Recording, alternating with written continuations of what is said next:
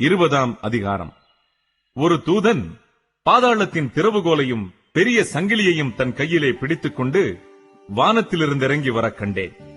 பிசாஸ் என்றும் சாத்தான் என்றும் சொல்லப்பட்ட பழைய பாம்பாகிய வலு சர்ப்பத்தை அவன் பிடித்து அதை 1000 வருஷம் அளவும் கட்டி வைத்து, அந்த 1000 வருஷம் நிறைவேறும் வரைக்கும் அது ஜனங்களை மோசம் போக்காதபடிக்கு அதை பாதாளத்திலே தள்ளி அடைத்து அதன் மேல் முத்திரை போட்டான்.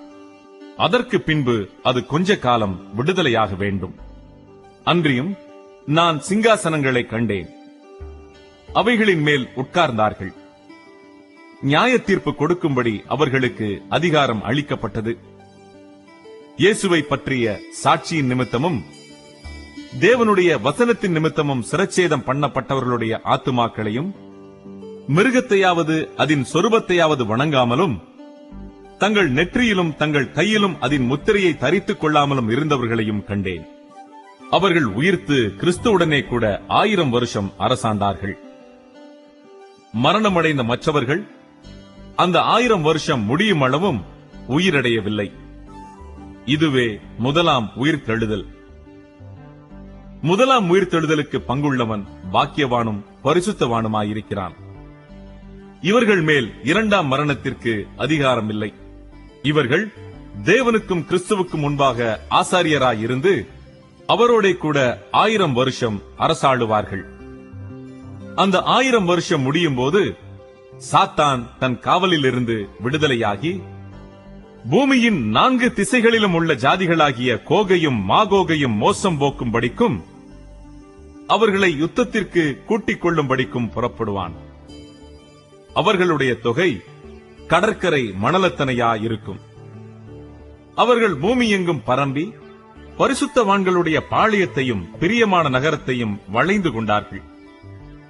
அப்பொழுது தேவனால் வானத்திலிருந்து அக்கினி இறங்கி அவர்களை பட்சித்து போட்டது. மேலும் அவர்களை மோசம் போக்கின பிசாசானவன் மிருகமும் கள்ளத்தீர்க்க தரிசியும் இருக்கிற இடமாகிய அக்கினியும் கந்தகமுமான கடலிலே தள்ளப்பட்டான். அவர்கள் இரவும் பகலும் சதா காலங்களிலும் வாதிக்கப்படுவார்கள். பின்பு நான் பெரிய வெள்ளை சிங்காசனத்தையும் அதன் மேல் வீற்றிருக்கிறவரையும் கண்டேன். அவருடைய சமூகத்திலிருந்து பூமியும் வானமும் அகன்று போயின.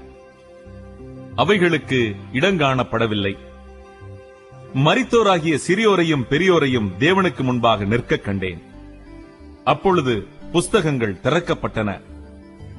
ஜீவ புஸ்தகம் என்னும் வேறொரு புஸ்தகமும் திறக்கப்பட்டது. அப்பொழுது அந்த புஸ்தகங்களில் எழுதப்பட்டவைகளின்படியே மரித்தோர் தங்கள் தங்கள் கிரியைகளுக்கு தக்கதாக நியாய தீர்ப்படைந்தார்கள். சமுத்திரம் தன்னில் உள்ள மரித்தோரை ஒப்புவித்தது. மரணமும் பாதாளமும் தங்களில் உள்ள மரித்தோரை ஒப்புவித்தன. யாவரும் தங்கள் தங்கள் கிரியைகளின்படியே நியாய தீர்ப்படைந்தார்கள். அப்பொழுது மரணமும் பாதாளமும் அக்கினி கடலிலே தள்ளப்பட்டன. இது 2ஆம் மரணம். ஜீவ புஸ்தகத்திலே எழுதப்பட்டவனாக காணப்படாதவனவனோ அவன் அக்கினி கடலிலே தள்ளப்பட்டான்.